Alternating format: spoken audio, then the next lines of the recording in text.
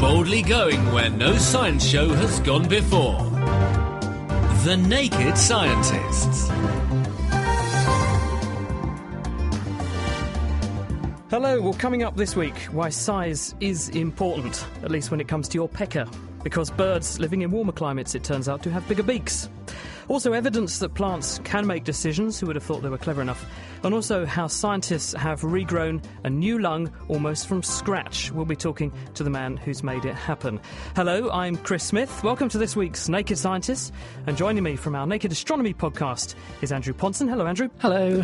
And also Helen Scales. Helen. Hello. Also, this week it's our science phone-in extravaganza, so stay tuned to find out how spiders spin webs across very wide spaces. What's the best way to keep the bottle of fizzy drink you've got nice and fizzy after you've opened it? And does the football really behave badly because the air is thinner in Johannesburg? The answer to all of those are on the way. Plus, this week, kitchen science is hitting the road. OK, so we're on the M11. How fast are we going, Dave? About 70 miles an hour. OK, and how's the car holding out? Just about OK. You can find out exactly how and why Derek and Dave were risking life and limb on the M11 on the motorway later on in the programme. Chris. Helen, thank you very much. So, if you've got a question for us here on the show, the email address is chris@thenakedscientist.com, or you can send us a tweet. The handle is @NakedScientists on Twitter. The Naked Scientists podcast, powered by UK Fast, the UK's best hosting provider. On the web at ukfast.net. This is The Naked Scientists with Chris Smith, Helen Scales and Andrew Ponson. And we're kicking off, as we always do, with a look at what's hot in the world of science this week. Helen. Well, I've got a birdie story to start us off with this week, with a discovery that birds living in colder climates have evolved smaller beaks than their fair weather cousins, and it's probably to keep them warmer. That's what a new study is showing, and it was led by Matt Simmons from the University of Melbourne in Australia, and it was published in the American Naturalist Journal. And what they did was they looked at over 200 species of birds from across the globe. That included African barbets, tinkerbirds, Australian parrots, Canadian game birds, penguins and terns. And they looked at how their beak sizes varied with the temperature regime of the native habitat that these birds are normally found in. Now, we already know from thermal imaging studies that birds like toucans and geese can lose an awful lot of their body heat through their beaks. Well, now Simmons and the team have some really robust evidence that birds living in colder environments, whether that's towards the poles or up a mountain, tend to have smaller beaks. Now, it could be that birds in warmer climates have evolved the big beaks to shed heat, but the authors think that it's actually a bit more likely that cold temperature is a constraint on the size of the bird's beaks. Now, a huge, great big beak radiating heat would be a huge liability if you lived in a cold climate, no matter what the other advantages that might come with it, like communication or attracting those all-important mates. Well, this is the first in-depth study that backs up a 133-year-old theory called Allen's Rule, and that predicts that warm-blooded animals from colder parts of the world will evolve smaller appendages, and that includes ears, tails and limbs. Now, the team didn't find such a strong relationship between bird leg length and temperature, and it really strongly suggests that it's the beaks that are the most important source of heat loss, and consequently that they really need to regulate their body temperature by controlling the size of their beak, and that's been a really important factor, that sort of regulating body temperature has really shaped the evolution of bird beaks. It's amazing that the biggest biological radiator you could think of, it turns out, is a bird, because you mentioned earlier toucans. The beak is so huge that they can lose heat from their beak. There was a paper in Science that showed this last year at 400% of the rate at which they make heat. So they could literally chill themselves to the bone if they didn't very carefully control how much heat was lost from the beak, and they do that by pumping blood through the superficial tissues of the beak, and as the body temperature of the bird goes up, so more beak gets recruited. So it's amazing, isn't it, to think that the animals have this adaptation, because everyone knows elephant ears are very good at losing heat, but they're not as good as a toucan's beak. An elephant can only lose 85% of the heat that it produces in any given moment through its massive ears. So amazing adaptation. Thank you, Helen. Well, from birds to plants, and there's a very interesting study been done this week by scientists in Canada. This is James Carhill, who's from the University of Alberta, and he wanted to know what would happen if you plant two plants in the same pot. What do their roots do? because everyone knows that plants make roots, and the roots go out into the soil and they bring in water and nutrients for the plant to grow on.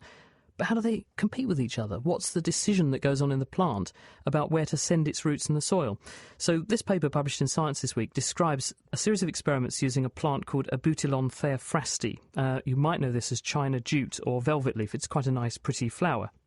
What they started off with was just plants grown on their own in a pot. And after the plant had grown, if you chop the stem off and inject some dye down the stem, you can label up with a coloured dye the roots, and this enables you to see where the roots go, and therefore you can work out the distribution of roots in the soil. They do that, and they find that the roots go everywhere, all over the pot. No problem there. What happens if you introduce another plant, though? Let's have two plants side by side and do the same experiment. Well, with the soil being homogeneous between them, in other words, there's equal amounts of nutrients in all portions of the pot, the roots of each plant grow towards each other, but when they get close, they stop, and they will not cross each other, but they will go elsewhere. Then what happens if you say, well, let's put the nutrients only right between the two plants? So in other words, in order to get water and nutrients, they've got to get together. And if you do it that time, what you find out is that the roots of the two plants grow into the nutrients, and they do cross, and they will intermingle with each other. And this is extraordinary because it shows that plants can actually integrate multiple information sources. They've got one source of information saying the nutrients are over here, and another source of information saying, but there's a competing plant here. You don't want to get too close to that because it will make you compete with it. But the plant says, well, I haven't got enough nutrients, so I'm going to have to ignore that signal and grow there anyway. No one knows what these signals are, but isn't that intriguing? It's wonderful and makes me think an awful lot more is going on when I take out my plants from their pots to put them in a bigger one, and they're all tangled up, but obviously they're having a big fight in there over nutrients and space, and that's very complex. Very interesting. Absolutely. If there are limiting supplies of nutrients, then they are going to be forced to compete with each other. Andrew, what have you got for us?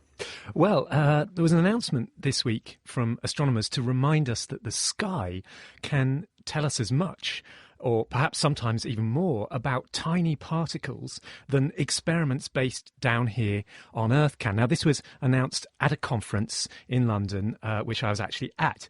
And the announcement focuses on neutrinos, which are pretty mysterious particles.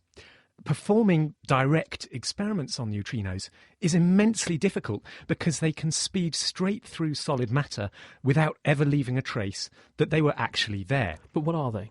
Well, they are just subatomic particles. They were predicted back in the 1930s by particle physicists looking at particular nuclear reactions and not actually directly detected experimentally until the 1950s. Now, what we actually want to measure is the mass of the neutrinos, because our current model of particle physics just doesn't tell us what those masses should be. In fact, predicts they should be massless, but we now know they're definitely not. So we need to pin down what is this mass and why is it there. And it's been increasingly realised that astronomical scales are an excellent place to look, because these neutrinos have effects on the early universe, and they leave telltale signs in the distribution of matter in the present-day cosmos. So this is work from University College London by Sean Thomas and his PhD supervisor, Ofer Lahav. They have announced that they've used a survey known as MEGA-Z of the positions of 700,000 galaxies in combination with existing astronomical data to put a tight upper limit on the possible mass of neutrinos. And that limit says that the mass must be smaller than 0.3 of an electron volt. So that's a fraction of a billionth of a single atom. Pretty small, but why is this important? Well, it's pretty small, but it's actually quite significant to get this level of upper limit, because it's getting close to a lower limit on the mass that's set by other experiments and observations. So we're squeezing the result between a lower and an upper bound, and sooner or later we've got to get a measurement of the actual mass. Overall, it's really exciting that astronomical observations can tell us more about a tiny, elusive particle than direct experiments here on Earth. Indeed, it's extraordinary to think that you can learn from the biggest things something about some of the smallest things. That's right, yeah. Helen? Right, well, I've got another story from the animal world. Well, from the natural world. And my favourite place of all, of course, the oceans. And the fact that scientists have taken steps towards solving what's been a 30-year oceanographic puzzle. And that's because they've discovered that microscopic algae living in mid-ocean areas must be getting essential nutrients from as deep down as 250 metres beneath the waves. But exactly how they're doing it remains something of a tantalising mystery. The study was published in Nature this week, led by Ken Johnson from the Monterey Bay Aquarium Research Institute in the States, and they've provided some answers to the important question of how algae manage to flourish in areas of clear blue ocean where there's virtually no nutrients at the surface. They went out and sent a robotic drifter called an Apex float into the waters off Hawaii, not a bad place to be working, and for 2 years it automatically bobbed up and down in the water column between the surface and 1,000 metres down, measuring oxygen and nitrate levels as it went. Now, they found that between January and October of each year, concentrations of oxygen in the upper 100 metres gradually increased, but at the same time, concentrations of nitrate in the deeper waters between 100 and 250 metres decreased. Now, this suggests that what's going on is that the algae in the shallow water, where there's lots of sunlight for photosynthesis to go on, for them to produce oxygen, but that somehow they're grabbing nutrients from deeper, darker waters. But how they do this is something that we don't yet know. Johnson and the team suggest that there could be dormant microalgae living in the deeper waters, and that they're occasionally stirred up into shallower waters by swirling eddy currents. They could maybe reach around 70 metres, and then from there they'd mop up some of the nutrients that are down there and perhaps carry on their way towards the sunlit shallows under their own steam, because algae can actually swim. They've got little flagella and little hairs that they can use to swim with, and they can control their own buoyancy. So by stirring them up in that way, you sort of bring them up plus a dose of food for them, and so they arrive in this warmer water with the food so they can then flourish because of sunlight there. Absolutely, that's the key thing. It's nutrients and sunlight together that they need to be able to flourish. And this is all very important because these mid-ocean algae are an important part of the carbon cycle. They're fixing a fifth of the carbon dioxide uptake of all the plants and algae for the whole planet. So it's playing a really important role in global climate, so we really need to understand what's going on. Indeed, especially, as you say, with interest being focused as it is on the climate side of things, understanding how something like the ocean, which has such a huge role to play in soaking up CO2, actually works, is pretty important, isn't it? Absolutely, completely. Quite on. Helen, thanks. Well, also in the news this week, researchers at Yale University in America have come one step closer to building a functional lung in the laboratory. The team stripped cells off the lung of a rat, which left behind a connective tissue scaffolding, which they then repopulated with new cells. And this newly formed lung successfully exchanged oxygen and carbon dioxide for a short time after it was transplanted into another recipient rat. And this offers hope that we might be able to build replacement lung tissue for people in the future. Well, joining us to tell us a bit more about how he made this happen is one of the researchers, Dr. Thomas Peterson, who's a postdoctoral associate in biomedical engineering at Yale. Hello, Thomas. Thank you for joining us on The Naked Scientist. Tell us, first of all, I gave a very brief summary and overview there. How did you actually do this work? Well, you gave a very excellent summary. We start, as you said, with a normal lung of a rat and treat it with a chemical solution to remove all the cells. And this gives us this three-dimensional scaffold or skeleton of a lung. And that's a very important part because the 3D structure of a lung is quite complex and something that we couldn't easily make in the laboratory if we wanted to. So we can't, say, make an artificial material that is in the shape of a lung. And this scaffold can then be seeded with cells, a variety of cell types we used, both blood vessel cells, airway cells. And then we cultured this growing tissue in the lab for about a week, after which we can take it out and study it in a variety of ways, and we can also transplant it into rats, as you mentioned. And once you've got the scaffolding, how do the cells that you transplant onto that scaffolding know where to go and what sorts of cells to turn into? Well, that's a very good question. So there are two things that we did to try and help the cells go to the right places. The first, at a very high level, is we put them into the right compartments. So in the lung, you pretty much have two areas. You have the airway compartment and the blood vessel compartment. And so at a very high level, we just put the blood vessel cells into the blood vessels and the airway cells into the airways. The second thing we did to try and help this was during this 1 week of growth in the lab, we provided stimuli to the lung. So the lung was being breathed similar to the way a patient is breathed on a ventilator. And we also pumped nutrients, a nutrient solution, through the blood vessels of the lung. So these two stimuli helped to encourage the cells to grow in more normal lung patterns. But certainly, we don't fully know why all of the cells seem to go to the right places. And that's something that we're interested in trying to look into further going forward. Because one of the interesting things about lungs is that it's not just a bunch of blood vessels and a bunch of airway cells. There are individual different types of cells in both structures, but certainly in the airways there are things like cells that make the surfactant, the chemical that makes the water lose its surface tension so the airways don't collapse, for example.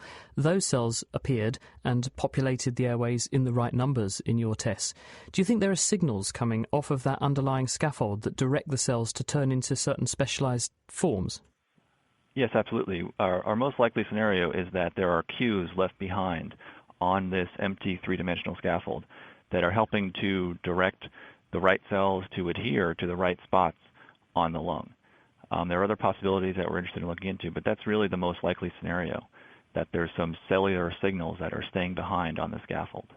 And you were able to take this regrown lung, which took, a week or so to regrow, and then put that into a recipient animal? That's correct. So we performed left lung transplants on several animals. This was only short-term transplants for up to 2 hours. They did work quite well. There was no large leaks of air or blood. And the primary function we're looking at evaluating is, as you said earlier, is gas exchange. So whether the lungs can oxygenate the blood that's flowing through them and whether they can remove carbon dioxide out of the blood. And they performed very well in both of those aspects. Why did you only go for 2 hours? Was that all that you had permission to do, let's say, or was it that the lungs at some point failed beyond that point and there's more work to do? Right. Well, it's a combination of both of those. We do have limitations on what we can do in the animals, and 2 hours was our objective. And the lungs were still doing fine. They were still breathing. There was still blood flowing through them after 2 hours. But certainly, we wouldn't right now expect that they would have functioned as well for, say, a day or even maybe even several hours.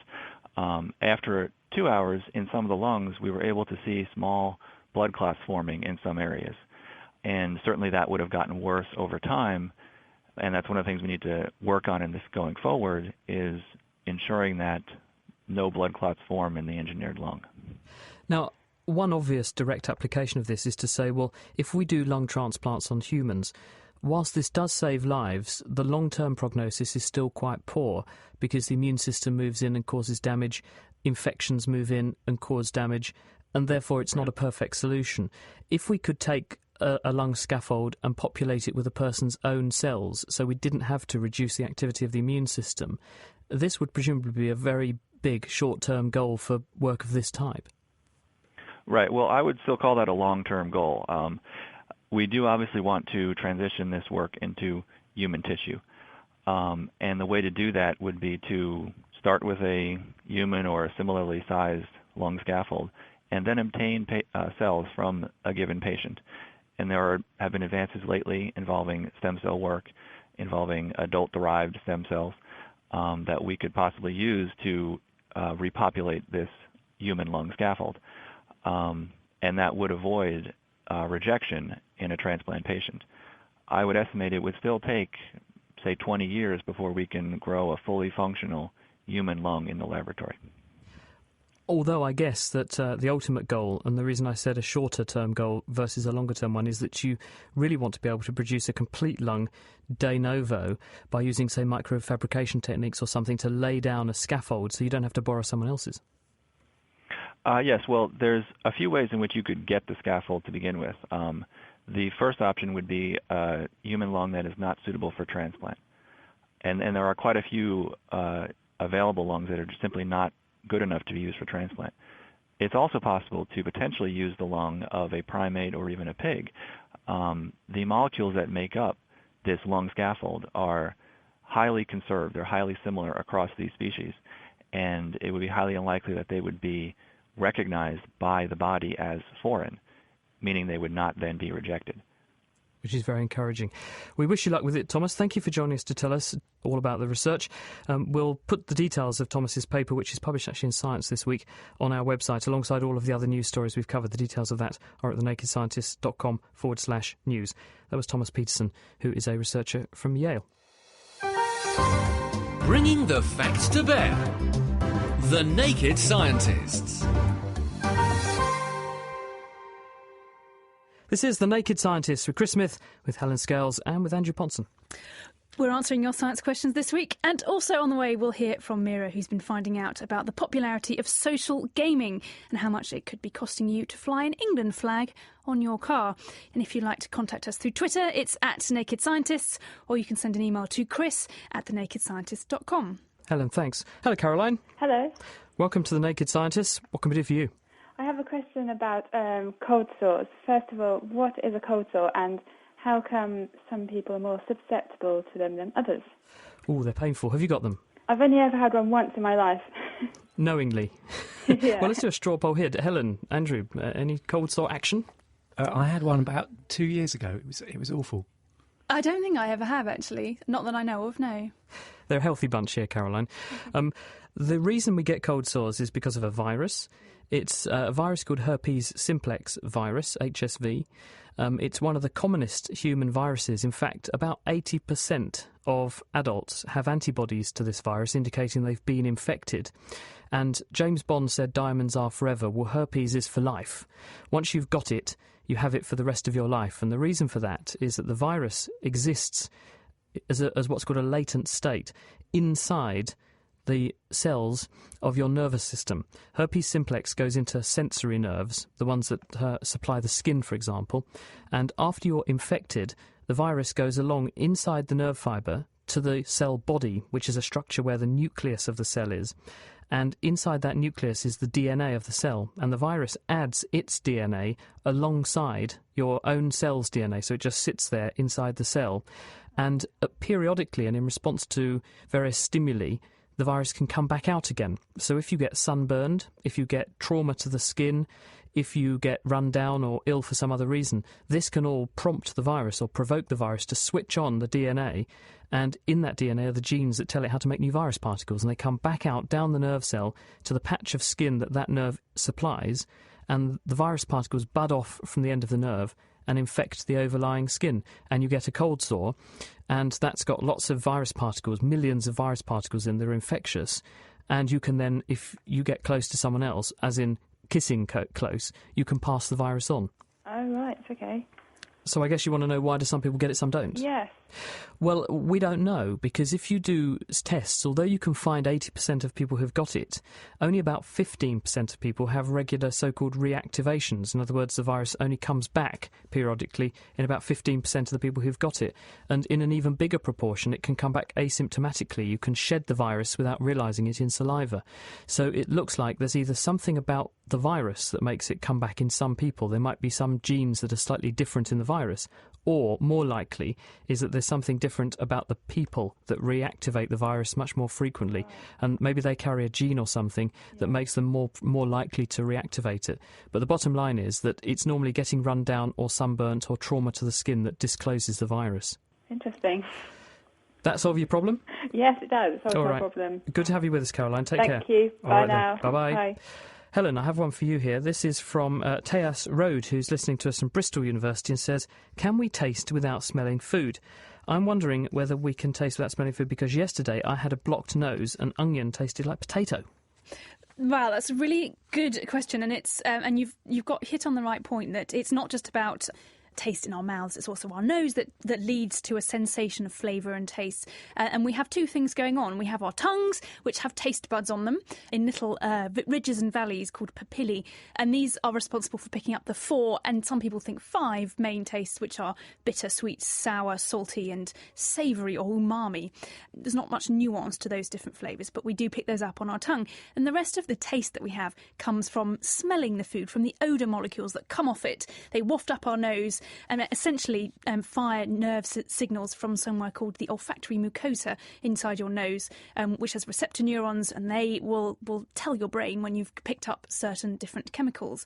But interestingly, it's not all the smell that comes up your nose that is responsible for the taste. So if you didn't have a cold, the reason you can't smell when you have a cold is because your olfactory mucosa gets covered in goo, and those receptor neurons really don't get anywhere near to those molecules of odour that they're interested in. But if you hold your nose, you might have noticed you can still taste quite well when you're eating. And that's because some of those molecules also go from your mouth sort of through the internal passages and still find their way to your olfactory mucosa. So it's no good just holding your nose if you don't like the taste of your medicine. I used to do that for medicine for Brussels sprouts, actually. It does help. And in fact, interestingly, in a 2005 study in the journal Neuron, Dana Small from Yale University led a study where they put tubes up volunteers' noses. I hope they did pay these people well, because this does sound like a fairly nasty study.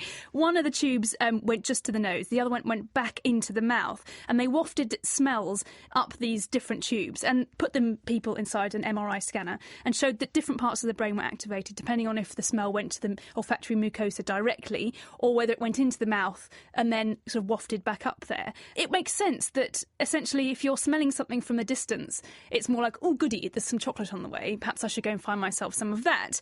Whereas if you're eating the chocolate, you're actually doing other things like preparing your body for a nice hit of fat and sugar that's going to come along with the chocolate that you're eating. So it seems something quite interesting is going on in your nose and your mouth to lead to the sensation of taste. Terrific. I still say holding your nose works well for Brussels sprouts. It did for me. Andrew, there's an interesting question here, which is from Francois Hugo, who says, how is north determined for planets that don't have a magnetic field? And then he goes on to ask about the Earth's magnetic field flipping. We can talk about that in a second. OK, well, north would generally be determined, I would say, in terms of the rotation of a planet. So when we talk about north here on Earth, what we really mean is that you can look at the way that the Earth is rotating. There are two fixed points. There are 2 points on the Earth which never actually move at all.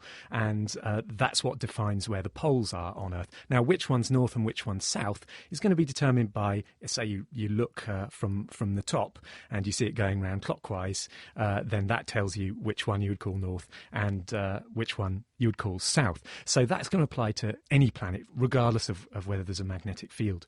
Of course, here on Earth, we do have a magnetic field. It's actually not perfectly aligned with the rotation of the planet. And as I think you were hinting, sometimes it even flips around. So the naming of the north and south poles in terms of magnetic fields, of course, does come about historically because it was roughly lined up with the way that the Earth rotated.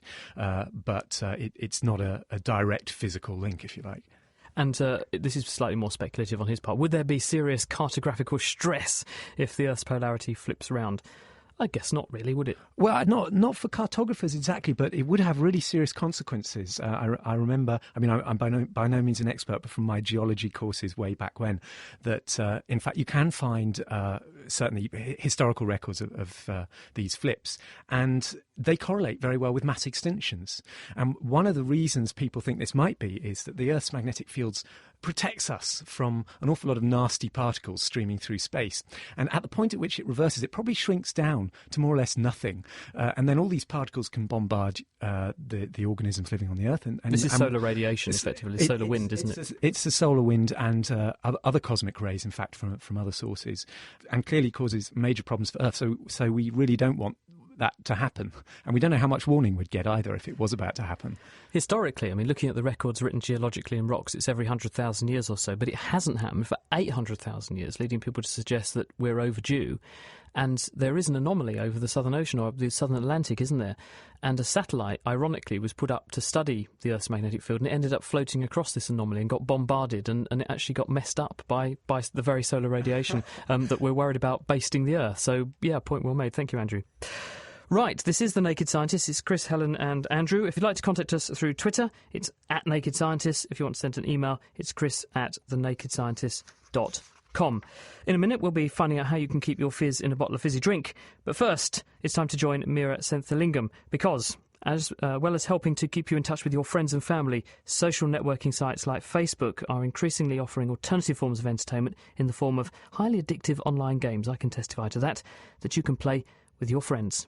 This week, I've come along to the offices of Playfish in London, who develop social games, to see what all the fuss is about and what goes into creating them. With me is Steve Shipton, Technical Director of Studios here at Playfish. So a social game is a game that you play with friends. Friends will be necessary to complete certain aspects of the game. You'll be sharing features of the game with your friends, just generally moving away from playing alone. What makes these types of games so popular online? Part of that is that you can play the game in very short bursts. And what you do, you share with your friends. So, you're kind of showing off a little bit when you're playing the game. And then your friend sees that, and then they want to get in on the action, and so on and so on. There's kind of a viral cascade of people playing. How popular would you say this field of gaming is? So how many players are there worldwide? There's approximately 100 million people playing per day, playing social games. Purely through sites such as Facebook? Yeah, that's just on Facebook. And the Playfish games account for about 10 million of that. So that's a lot of people. What do we know about the average player? That's quite interesting. It's very different to traditional gaming in that the split is pretty much 50-50 male-female.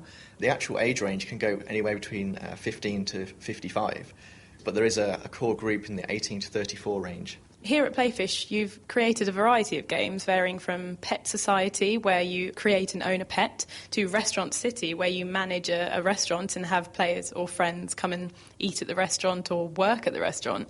What goes into developing these types of games? Each game must factor in some social aspect. Another thing that we use is to have items in the game that you can only collect with the help of your friends. Also, we need to allow people to play these games in very short bursts.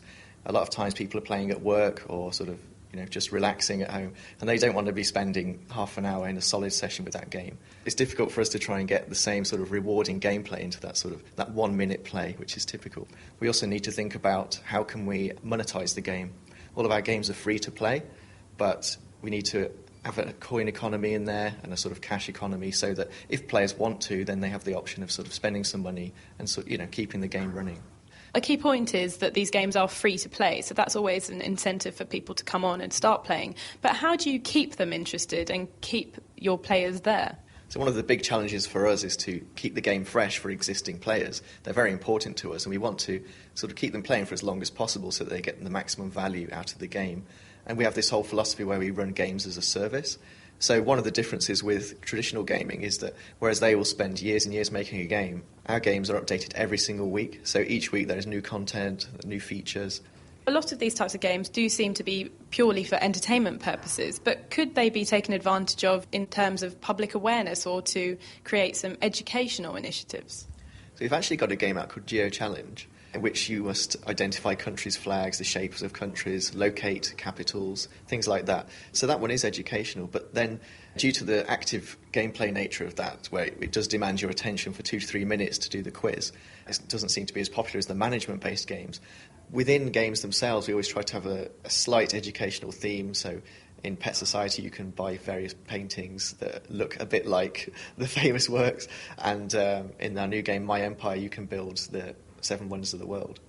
Clearly, this field of gaming, it's a big player in the world of gaming as a whole, because recently, just a few months ago, Electronic Arts, that's EA Games, bought Playfish. This is really great for the platform. Big games company like EA finally taking notice and investing a significant amount of money.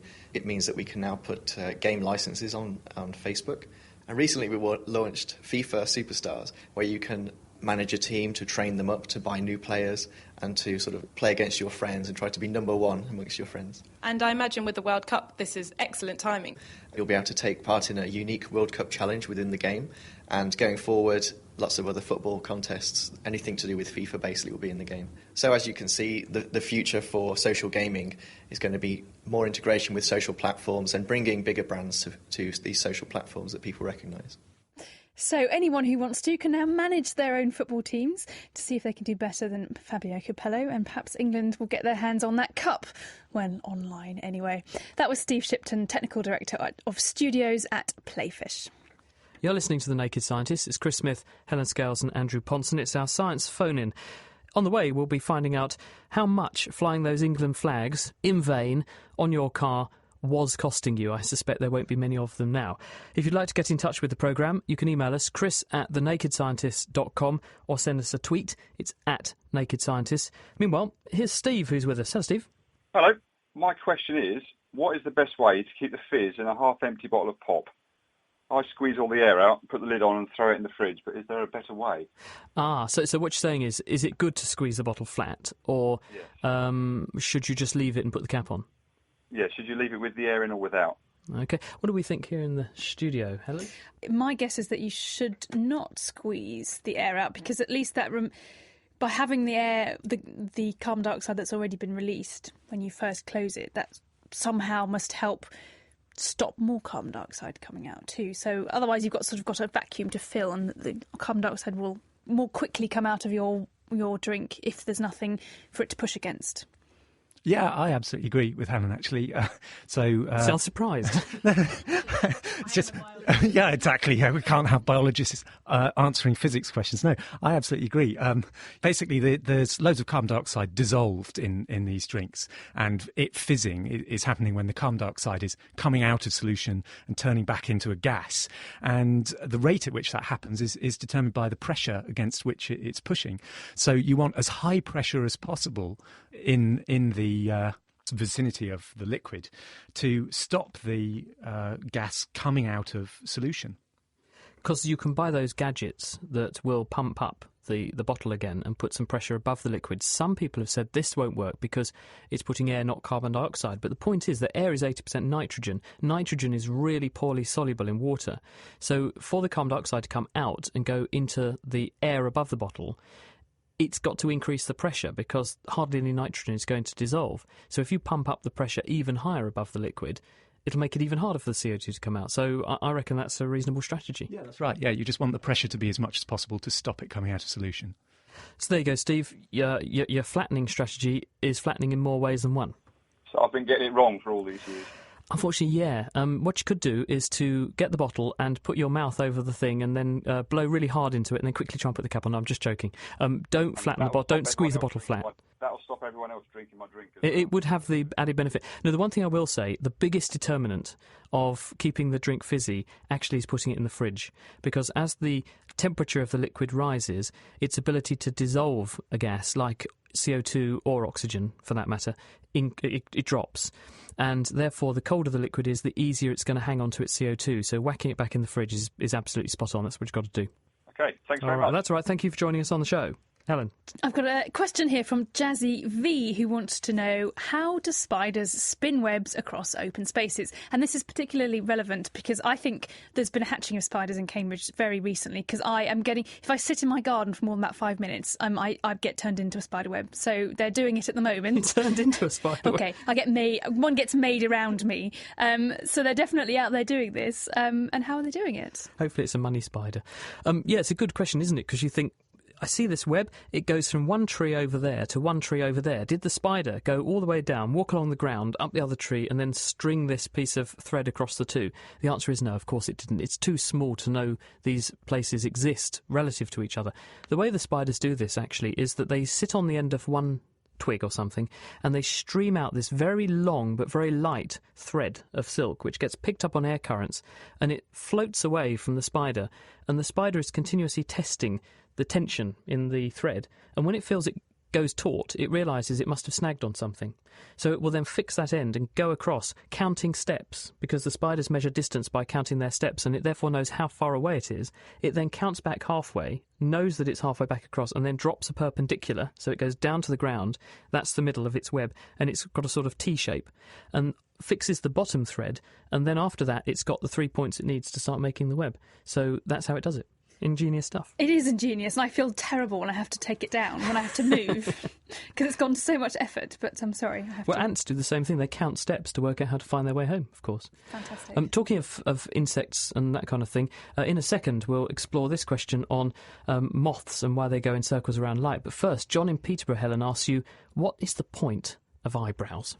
What's the point of eyebrows? To look lovely so we can paint them in and be very beautiful. No, the main theories are that eyebrows are rather muckily to stop sweat from dropping into our eyes. And in fact, that's almost the prominent brow that we have and that our ancestors had, helped to stop us having to mop our brows quite so much. And if you watch the hot tennis players at the moment in Wimbledon, you might see that having eyebrows does help. And I think people who say that if you lose an eyebrow or if you shave it off, or your friends do perhaps, then you will get more sweat. I think it does seem to actually work for you, especially if you've got big bushy eyebrows. That really does help to mop things up. So I didn't know you'd been on my stag do. So don't pluck all your eyebrows out unless you want to be impairing your vision on hot days.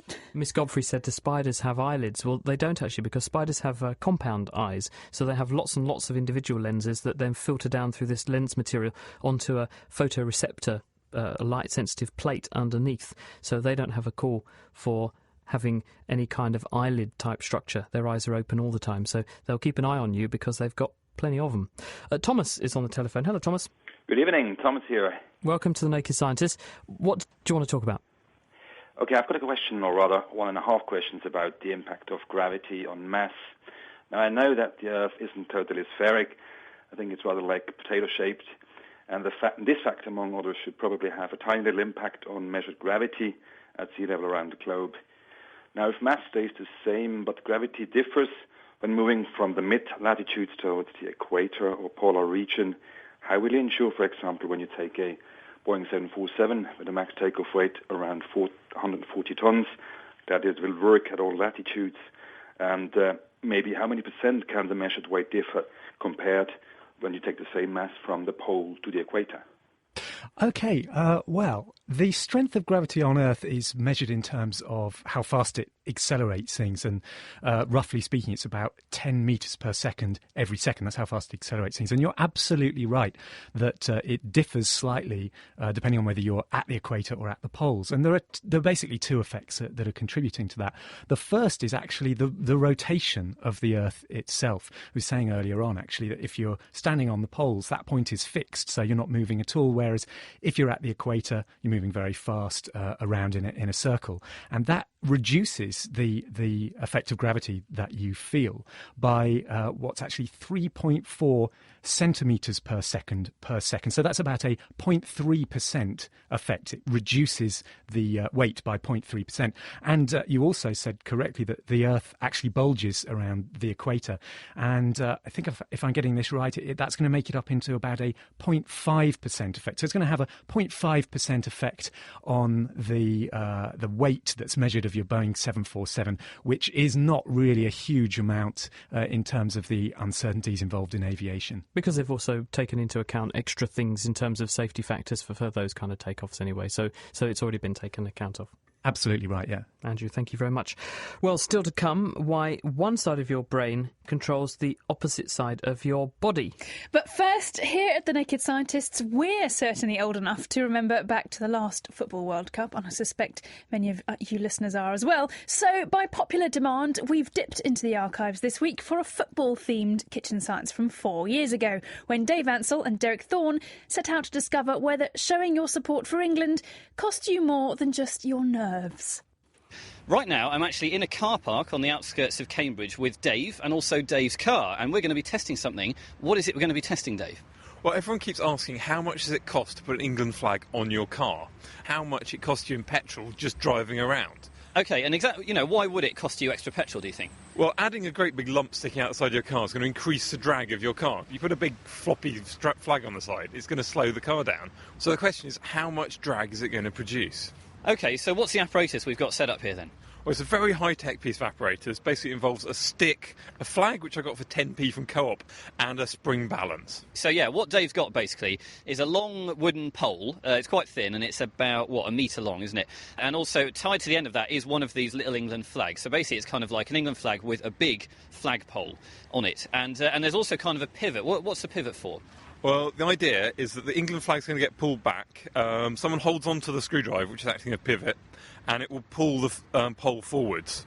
Now, if we just hold onto the spring balance attached to the pole, we'll be able to measure how hard it's being pulled forwards. So basically, the pivot is kind of very, very close to the top of the flag, where the flag is actually going to hang out of the car. And so if you can imagine the wind rushing past the flag in one direction, it's going to pull the rest of the flagpole round, with that pivot kind of acting as a fulcrum. And then on the other side of that pivot, we've actually got a force meter. Just describe that meter quickly. It's just one of the little spring balances which you probably used at school to weigh things with. Yeah, OK, so it's like it's got a little hook on the end and it's got a spring in it, and also some kind of markings along the side so you can see how many units of force you're actually using up. And, of course, a unit of force is... the Newton, Derek. OK, so we're going to be finding out how many newtons, and therefore, hopefully, how much petrol these England flags hanging out of the windows have been costing us. So, all right then, we're ready. What's the plan? Well, basically, we're going to get into my car, I'm going to give you the piece of kit, because I've got to drive, and we're going to measure how much force it takes to pull a flag through the air. Fantastic. All right, let's do it.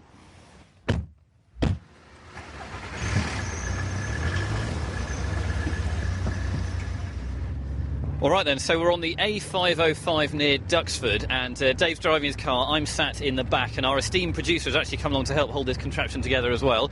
Dave, how fast are we going? Doing about 40 miles an hour now, Derek. Now, I'm looking at the force meter. We've fixed it on the other side of this pole, so the flag, you can hear it. It's fluttering out of the window there, and I can read a force of 1.75 newtons, OK, and that's at 40 miles an hour. But I think what we want to do now is try and get it a bit quicker. So what's the plan, Dave? We're going to turn around and head on to the M11 and see how fast we can go. OK, and see how fast this banger goes. Fantastic. OK, here we go for the M11. OK, so we're on the M11. How fast are we going, Dave? About 70 miles an hour. OK, and how's the car holding out? Just about OK. All right, so we're going about 70 miles an hour. We are legal here on The Naked Scientist, and the flag is out there. It's bending on the plastic pole, bending like hell. And we've actually got the force meter. It's much further down the pole because the force is so great. We've actually got to make it quite hard to put a measurement on this force meter. So the length on the inside of the car, on the other side of the pole, is 3 times what it is on the flag side. Anyway, looking at the force meter, we've got... Well, it's shaking all over the place, but I think it's kind of averaging out at something like 2.25 newtons. And so, because we've actually got the length of the flagpole on the inside of the car is 3 times the length on the outside, that means we've got to multiply that force by 3 to actually get the real force which is being exerted on the flag on the outside of the car. So I think, quick calculation in my head, so that's about 6.75 newtons. So there you go, doing cruising down the motorway at 70 miles an hour, that's what you get. We're going to go and find somewhere to park and work out what all of this means. In the meantime, let's get the flag in before the cops think something weird's going on. So we're back in a car park just on the outskirts of Cambridge. We're near Trumpington, and we've just been on our drive. We've measured the force that was on the flag at 40 miles an hour and then at 70 miles an hour. And Dave here has the back of an envelope, no less. He's come prepared, this man, and so he's been working out exactly how much energy and therefore how much fuel and so on it's been costing us. So Dave, what have you worked out? Power is basically force times speed. So at 40 miles an hour, you're doing 18 metres per second, and there was about 3.5 newtons on the flag. So that comes out about 63 watts, so about the same as running an extra light bulb for no particularly good reason. Now, a car's about only 30% efficient, so you've got to multiply that by about 3 to give you the amount of power in petrol you're using, so about 135 watts in petrol. So that comes out about 0.7 megajoules per hour. OK, so this is the amount of extra energy that your car is using for every hour that it's got the flag at 40 miles an hour. OK. And petrol's got about 32 megajoules per litre in it, and petrol's about £1 a litre, so it comes out about 2p per hour that you actually spend at 40 miles an hour. So every car per hour that it has a flag running outside of it at 40 miles an hour spends an extra 2p an hour, which may not sound like much, but there's more to this story. OK, at 70 miles an hour then, what have we got there with the same sort of equation? Well, at 70 miles an hour, you're doing 31 metres per second, and it was 6.75 newtons rather than 3, and that comes out about 8p an hour. And of course, we've got to remember that a lot of people, well, anyone who had these flags generally had 2 on their car, so actually...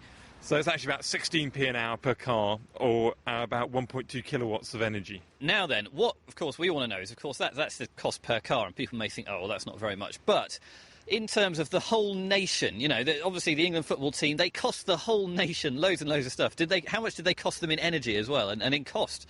Well, people drive about 6,000 miles a year on average. So for a month, with people wearing the flag, so maybe 500 miles they drove. And that's about 10 hours of driving at 70 miles an hour, roughly. So about £1.60 per car.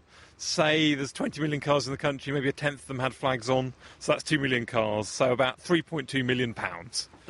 Can you believe it? There you go. We've made some estimates there, but basically that all comes down to £3.2 million in fuel being wasted by simply having these flags on there. So there we go. Dave, what do we reckon about having flags on your car? OK if you're going slowly, but doing 70 miles an hour, pretty wasteful. Thanks, guys. That was Dave Ansell and Derek Thorne with a fast-paced kitchen science for us. And since we recorded that, petrol prices have obviously gone up by about 20%, so that would make it more like £3.8 million wasted. So maybe that's enough to pay Wayne Rooney for another football season if we wanted to. And perhaps we should just stick to bumper stickers and shirts next time. Well, if you want to find out more about our World Cup experiment or check out any of the other kitchen science experiments that you can try out at home, check out thenakedscientist.com/kitchen science. And if you've noticed Dave's little mistake on the 40 mile an hour calculation, the correct maths is also up on the site. Laying the facts bare. I say. The Naked Scientists. This is The Naked Scientists with Chris Smith, Helen Scales and Andrew Ponson. We're answering your science questions, and we heard from Rick Britton on our forum, who said, in case you didn't know, it's the Soccer World Cup in South Africa at the moment. I prefer the word football, actually. The tournament's being held in high altitude in some cases, so a couple of workmates told me that thin air could be affecting the movement of the ball through the air. But I'm sceptical, so what's the science? What do we think in this studio? What do you guys think? I can't actually imagine that the air is that less dense. How high are we talking in Johannesburg? Well, it's actually about 4,000 feet. Again, I can't see that's going to... I know it does affect things like boiling water, but a football, I don't know. Well, I have to say, I think the footballs are designed to really minimise the effects of drag, and that presumably also means minimising the difference between drag in different atmospheres. But having said that, clearly the fact that we lost must have been down to some kind of major problem with the football, if not the referee. Well, actually, there is quite a bit of science behind this.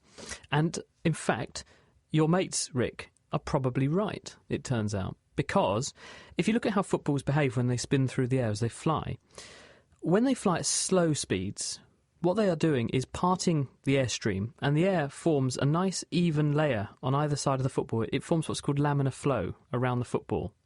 And because the air is sticking to the surface of the ball, it's applying a drag to it.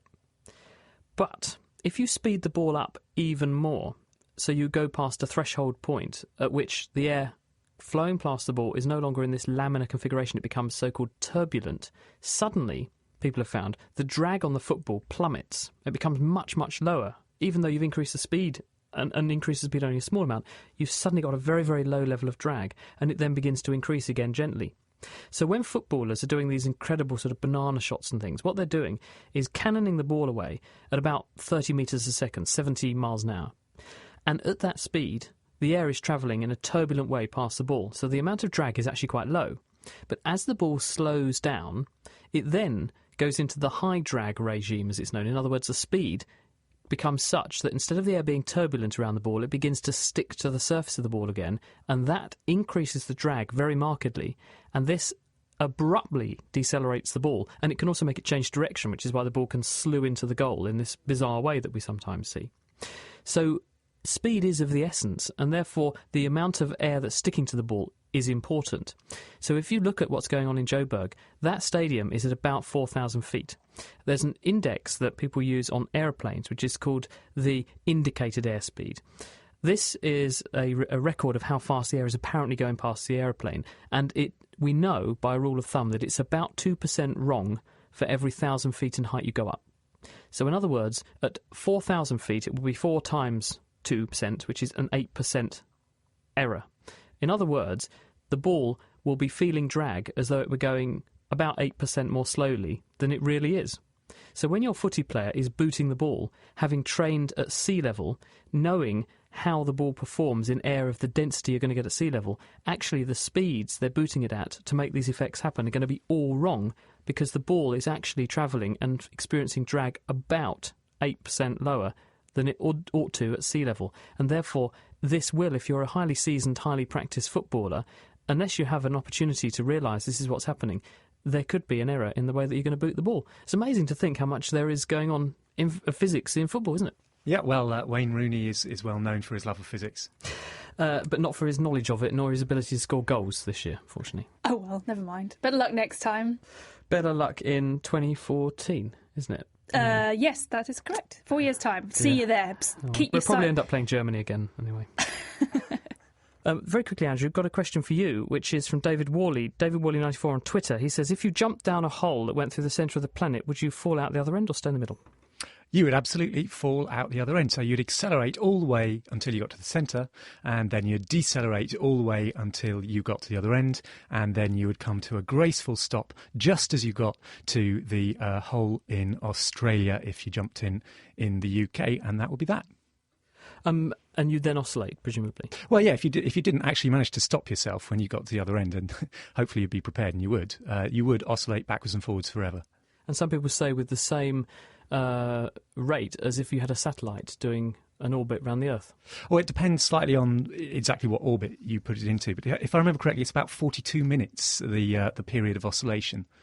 Helen, Aranima has sent us an email and says, why can't birds see the colour blue? As far as I was concerned, they could. Well, yes, all you have to really do is look at a peacock's tail to see just how important the colour blue is for birds. And in fact, birds have really extraordinary vision because they have 4 cones, as well as the 3 that we have, us mammals and humans have. They can also see in UV and near UV light. The reason they do this is for all sorts of things. We think it plays a really important role in sexual signals. If you cut out the UV part of feathers, it really kind of interferes with how birds can communicate with each other. And it's also quite important for them in their ability to find prey and to forage and find other food. So UV light is very important, and they have great colour vision too. So birds are really quite championing the world of colour vision, actually, and can see much more than we can. Terrific. So there you go. It wasn't true at all. Thank you, Helen.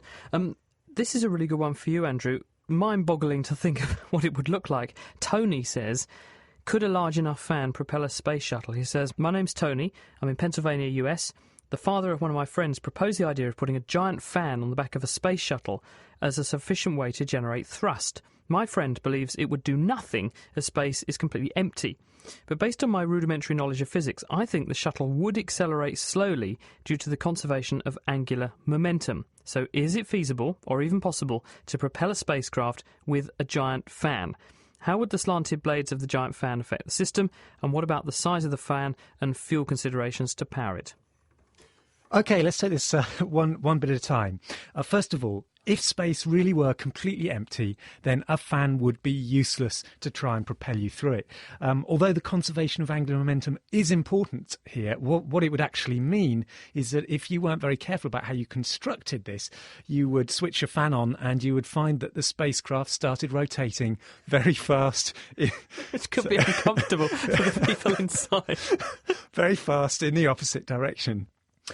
But actually, space isn't completely empty. So if you could get over this conservation of angular momentum problem, perhaps by having 2 fans which were counter-rotating, then you could use if you're near the sun, something like 5 to 10 protons in every centimetre cubed of space, or if you're a bit further away from the sun, somewhere else in the galaxy, something like half a proton on average every centimetre cubed. If you've got a really big fan, you could, in principle, use those protons to thrust against. But I've been just scribbling away, doing a really rough calculation here. Now, I've made some pretty generous assumptions, and I wouldn't swear by this if NASA were asking me, but this is what I reckon. If you could take a really well-designed spacecraft, say it was 10 tons, that's fairly light, and it had a 100-metre radius fan and blades that were 1 metre deep, then I reckon you would get sufficient acceleration to get from 0 to 60 miles per hour in the age of the universe. So it's a pretty efficient system then. Well, I think we should certainly be looking into this to see what the possibilities are, yeah.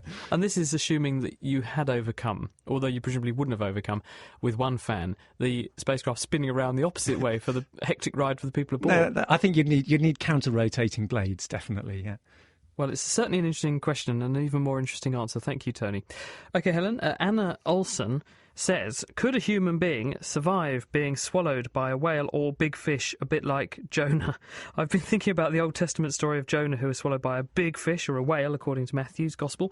Are there any modern-day accounts of humans or animals surviving something like this?